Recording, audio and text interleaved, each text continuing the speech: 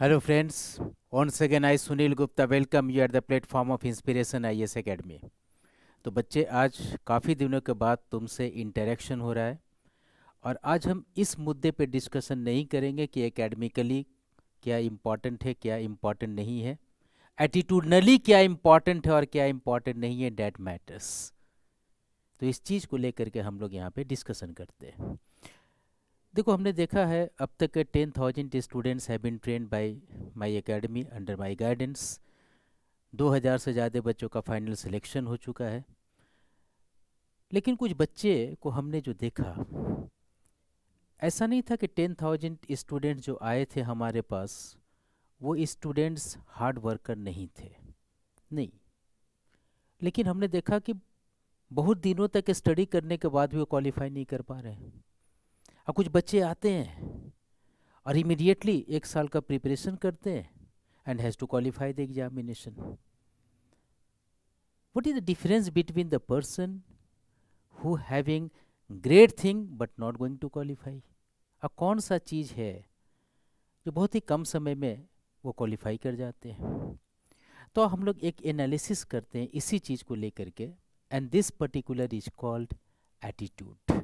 ये है एटीट्यूड। तो देखो, जब भी तुम एग्जामिनेशन का प्रिपरेशन करते हो तो एक एटीट्यूड का होना बहुत ज़रूरी है। अब जो आदमी ने तैयारी शुरू किया था सिविल सर्विसेज एग्जामिनेशन या किसी भी एग्जामिनेशन का, अगर हम ये कहें कि उसके अंदर ये हार्ड वर्क नहीं था तो ये कहना गलत होगा। उसके पास हार्ड वर्क था। 10 से 12 घंटे तक वो स्टडी करते हैं। उनके पास डेडिकेशन नहीं था, ये भी कहना गलत होगा, राइट। उनके पास डेडिकेशन भी था। डेडिकेटेड होकर प्रिपरेशन करते थे। आईएएस चारों तरफ लिख रखा है, राइट। प्रिपरेशन की शुरुआत करते हैं। उनके पास कंटेंट नहीं था, ऐसा भी कहना उचित नहीं होगा, राइट। उनके पास तो बच्चे कंटेंट भी था। पूरे रूम को लाइब्रेरी बना रखा था, कंटेंट भी था। Still they are not going to qualify the examination. What I feel according to my experience and my experiment with the students, यहाँ पर 2-3 चीज़ जो था जो होना चाहिए। उनके पास हार्ड वर्क था, but very important is said to be smart work नहीं था, right. That is important fact. ये smart work is very important. Dedication है, हम सब कुछ करना चाहते हैं, लेकिन ओरिएंटेशन नहीं है। तो orientation is also very important here. Content है, but very important is said to be management नहीं है, right. Management is also very important part of the system. तो इसका मतलब ये नहीं है कि इसको हटा करके ये लेके आ जाएंगे, नहीं। इसको इसमें सप्लीमेंट करना है। Hard work must be supplemented with the smart work. Dedication must be supplemented with competitive orientation, and very important, content must be supplemented with the content management. अब ये जो चीज है, जिस किसी भी इंसान में आ गया, जिस किसी भी एस्पिरेंट में आ गया, ये दोनों चीज का कॉम्बिनेशन, वो एक कॉम्पिटिटर्स है। और जिसमें सिर्फ इस चीज का एरिया को मेंटेन किया, इस एरिया को उन्होंने नेग्लेक्ट कर दिया, तो may it be possible having the scholar, having a good learner, लेकिन यार कॉम्पिटिटर नहीं बना। ये जो चीज है ना, ये सब टोटल प्रिपरेशन नीड्स एटीट्यूड। तो देखो, जब तुम इस फील्ड में आते हो, चाहे वो इंजीनियरिंग बैकग्राउंड का हो, चाहे वो कॉमर्स बैकग्राउंड का हो, बैकग्राउंड डजेंट मैटर। एक आईआईटीएन आता है, कन्नड़ लिटरेचर लेता है, संस्कृत लिटरेचर लेता है, and they are going to qualify. वो जानता भी नहीं ABC of the Sanskrit literature, फिर भी क्वालिफाई करा। You know why? बिकॉज उसके पास ये चीज़ है। ये चीज़ नहीं, कॉम्पिटिटिव एटीट्यूड है। तो देखो, जब भी हम प्रिपरेशन शुरू करते हैं तो पहला इंपॉर्टेंट चीज़ होता है एटीट्यूड, अप्रोच, ओरिएंटेशन। तो आज हम तुम्हारे सामने इसी बात को लेकर के डिस्कशन कर रहे हैं। 2 तरह के लोग होते हैं पूरे मार्केट में। यानी मार्केट का मतलब कि कॉम्पिटिटिव मार्केट में जो तैयारी की मार्केट है, एस्पिरेंट्स हैं जो, एक जिनके पास में स्कॉलिस्टिक एटीट्यूड है और दूसरा जिसके पास में कॉम्पिटिटिव एटीट्यूड है। अगर ये स्कॉलिस्टिक एटीट्यूड किसी के पास में है, he may be very good scholar, ये बहुत अच्छा स्कॉलर बन सकता है, बहुत अच्छे राइटर बन सकते हैं, प्रोफेसर बन सकते हैं। लेकिन अगर ये एटीट्यूड अगर है किसी के पास, वो एक अच्छा कॉम्पिटिटर्स बन सकता है। तुम इसके लिए नहीं, इसके लिए तुम आए हो, इसलिए ये एटीट्यूड तुम में होना बहुत ज़रूरी है। तो आज के डिस्कशन में हम ये जानने की कोशिश करेंगे ये एटीट्यूड ये है और कॉम्पिटिटिव एटीट्यूड ये है। अगर तुम्हारे पास में ये एटीट्यूड रहा बच्चे, तो बहुत मुश्किल है क्वालिफाई करना। ये एटीट्यूड का होना बहुत ज़रूरी है।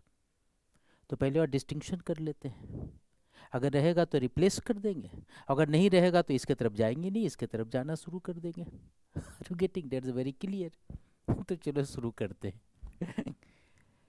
तो first important differentiation is there कि scholastic attitude has to believe in content.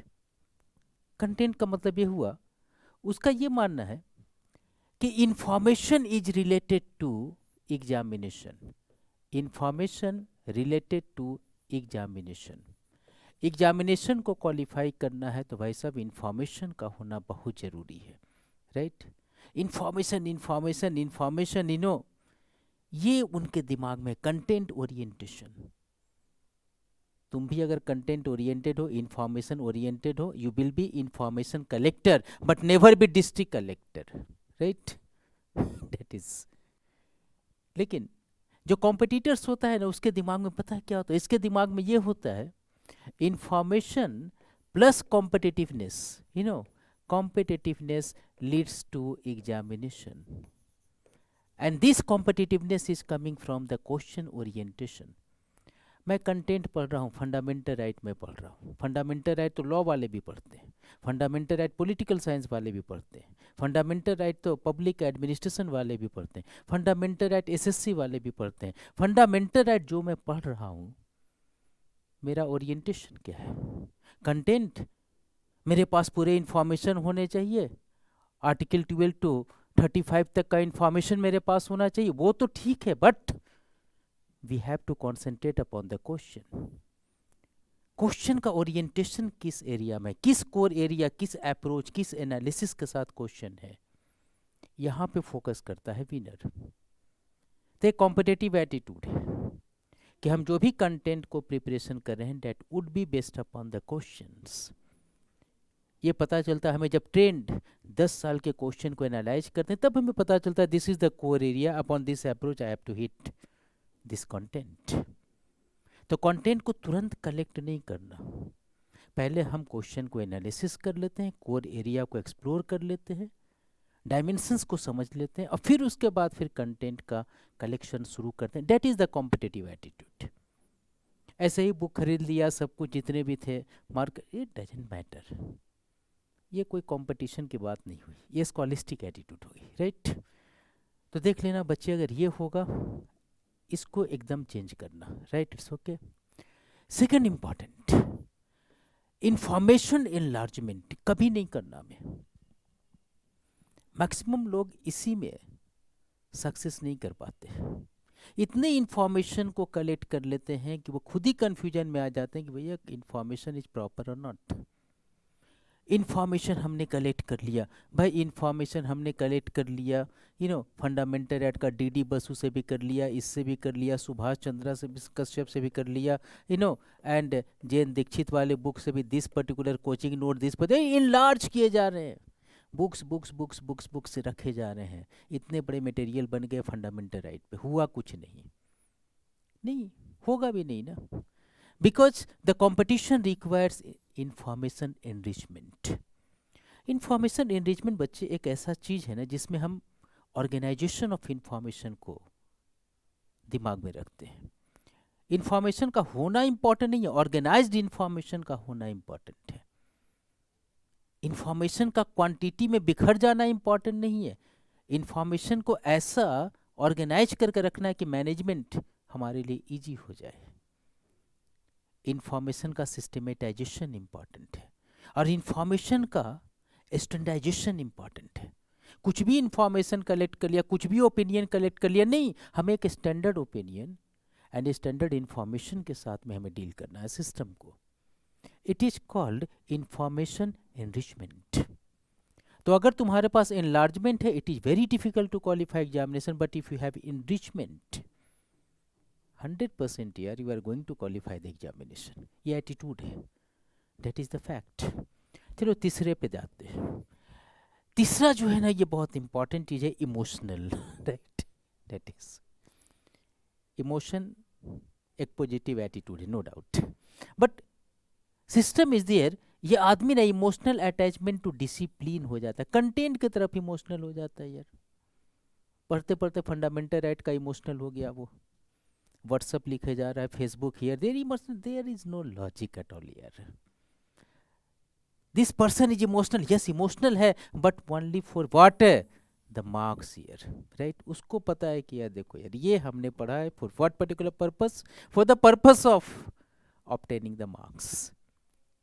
सबका अपना अपना प्रोफेशन है, पॉलिटिशियन का अपना प्रोफेशन है, पार्टी का अपना प्रोफेशन, मेरा प्रोफेशन क्या है यार कि इसको क्वालिफाई करना, एंड क्वालिफिकेशन का क्राइटेरिया क्या है, मार्क्स को लाना।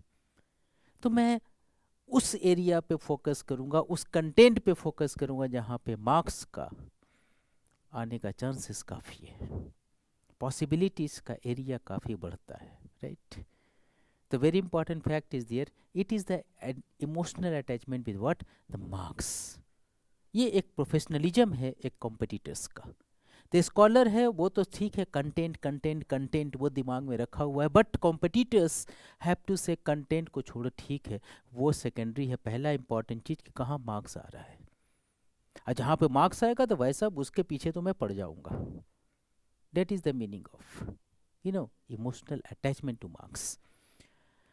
अच्छा एक और चीज़ है इसमें, क्या बहुत सारे बच्चे ऐसे होते हैं ना जिसका कि मैं जो समझता हूँ इम्पॉर्टेंट है नहीं, बहुत जगह ओपिनियन जो होता है, मुझे ऐसा लगता है जुडिशियल एक्टिविज्म प्रमोशन नहीं करना चाहिए, मुझे ऐसा लगता है कि प्राइम मिनिस्टर डेमोक्रेसी बहुत आगे नहीं बढ़ना चाहिए, मुझे ऐसा लगता है यार ये जो कॉन्टेक्चुअल व्यू ऑफ सेल्फ है ना बड़ा खतरनाक है। तुम्हें ऐसा लगता है कोई मैटर नहीं रखता, एग्जामिनर को कैसा लगता है दैट मैटर्स, बिकॉज वो देगा मार्क्स, राइट। तो context of examiner is very important. अब कोई ओपिनियन देना है, अब तुमने अपना ओपिनियन दे दिया, हो सकता है एग्जामिनर को अच्छा नहीं लगे। एग्जामिनर को अच्छा क्या लगेगा, एग्जामिनर को वही ओपिनियन अच्छा लगेगा जो स्टैंडर्ड ओपिनियन है, उसका भी कोई अपना ओपिनियन नहीं होता, उसका भी एक स्टैंडर्ड ओपिनियन होता है। रिक्रूटमेंट एजेंसी उनको ही बताती है कि हाँ जी ये आपका स्टैंडर्ड ओपिनियन है भाई साहब, इसी को फॉलो करना है आपने। कुछ स्टैंडर्ड बुक्स बताते हैं, कुछ स्टैंडर्ड जर्नल्स बताते हैं कि इसी ओपिनियन को हमें फॉलो करना है। तो उस standard book and standard journal को हम क्यों नहीं पढ़ लें ताकि उनकी ओपिनियन हमारी ओपिनियन के साथ मैच करे। That is important fact. तो जो एग्जामिनर चाहता है, एग्जामिनर क्या चाहता है, that is very clear, standardisation चाहता है, वो हर एक चीज़ का स्टैंडर्डाइजेशन है, वही चाहता है वो तुम्हारे पास आ गया, दैट इज ओके, राइट। तो बच्चे आज से अपना दिमाग लगाना कम करेंगे, एग्जामिनर और स्टैंडर्ड दिमाग को लगाना शुरू करेंगे। देखो कॉम्पिटिटर जो होता है ना, वो खुद का दिमाग नहीं लगाता, वो एक्सप्लोर करता है स्टैंडर्डाइजेशन को, और स्टैंडर्डाइजेशन को वो एक जगह कलेक्शन कर करके एक अपना कॉन्टेक्स्ट बनाता है। That is the fact, clear. अब देखो next important, quantitative effort management. हमने कहा था ना कि देखो कोई आदमी हार्ड वर्क कर रहा है तो ऐसा थोड़ी ना कि एफर्ट नहीं कर रहा है, एफर्ट कर रहा है वो, लेकिन क्या है कि क्वांटिटेटिव एफर्ट मैनेजमेंट। अब ये क्या है पर्टिकुलरली, फॉर एग्जांपल अगर कंसीडर करो कि this is the 5 important topic, तो 5 टॉपिक यहाँ पर हैं हमारे पास किसी भी सिलेबस में। अब ये क्या करेगा, 5 पे पूरी तरह से मेहनत करेगा एंड इस तरह का मैनेजमेंट करेगा, very good, no tension at all, right. Qualitative effort management में क्या हो रहा है, सिस्टम ये भी मेहनत ही कर रहा है, ऐसा नहीं है वो। लेकिन ये पहले क्वेश्चन का ओरिएंटेशन समझ चुका है, इंफॉर्मेशन को ऑर्गेनाइज कर चुका है, मार्क्स को देख चुका है, स्टैंडर्डाइजेशन को एक्सप्लोर कर चुका है एग्जामिनर्स। और ये क्या समझ गया कि यार चैप्टर नंबर 1 से क्वेश्चन आते हैं और बड़े डेप्थ में आते हैं, तो ये जो है क्वेश्चन नंबर 1 का प्रिपरेशन को और डेप्थ में चला जाएगा, यहाँ तक कर लेगा। सिलेबस यहीं तक है लेकिन वो नीचे तक पढ़ लिया। इसको देखा ठीक है यार, थोड़े सा कम आते हैं, थोड़ा सा चलो ठीक है, इट्स ओके देन, सुपरफिशियल। इसको पता है इसको कि हाँ ठीक है, लेकिन ये जो टॉपिक है ना 4th, ये बड़ा इंपॉर्टेंट है और इसमें डेप्थ में क्वेश्चंस भी आते हैं, स्कोरिंग भी है ये ऑटोमेटिकली दिस वन। एंड ये थोड़े से ऐसे ही कभी आते नहीं तो ये हल्के थोड़े लगा हटाओ इसको, right, that is going to happen. मिला जुला के एफर्ट मोर और लेस सेम है, but management is qualitative and the quantitative. तो देखो सिर्फ क्वांटिटी में एफर्ट नहीं करना, हमें क्वालिटी में एफर्ट मैनेजमेंट करना है। तो देखो बच्चे, ये है एटीट्यूड, टोटल गेम एटीट्यूड का है। तो ये एटीट्यूड अगर तुम्हारे पास में है, एक अच्छा स्कॉलर बन सकते हैं, नो डाउट, प्रोफेसर बन सकते हैं, यूनिवर्सिटी में एक अच्छा कंट्रीब्यूशन दे सकते हैं, ब्यूरोक्रेट का रिसर्च टीम का मेंबर बन सकते हैं। लेकिन ये एटीट्यूड है तो हम एग्जामिनेशन को हिट कर सकते हैं। डिसाइड तुम्हें करना है कि बताओ क्या करना है तुम्हें। You are competitor, then you have to just work upon the competitive attitude. तो आज के बाद से scholastic attitude over and you have to favour what, competitive attitude. Competitive attitude, इसको तुम दिमाग में रखना, राइट। एंड सो चलो इस तरह का attitudinal discussion from time to time करते रहेंगे। And I am faculty of public administration as an optional paper as well as polity and governance। इससे भी रिलेटेड कंटेंट पे कभी कभी हम वीडियो को रिलीज करते हैं, तो देख लेना तुम लोग, एक बार चैनल को सब्सक्राइब कर लेना। बीच में जब भी हम वीडियो अपलोड करेंगे या इंस्टीट्यूशन अपलोड करेगा तुम्हारे पास मैसेज आ जाएगा, it's okay. And if you feel any kind of video related to confusion in your preparation during the preparation, तो एक बार कमेंट बॉक्स में लिख देना, राइट, हम देख लेंगे। If time is getting available for me, तो उसके बाद फिर हम इसको वीडियो बना लेंगे, इट्स ओके, राइट। तो चलो, अच्छा लगा तुम लोगों के साथ इंटरेक्ट करके। Keep in touch, thank you very much, bye bye.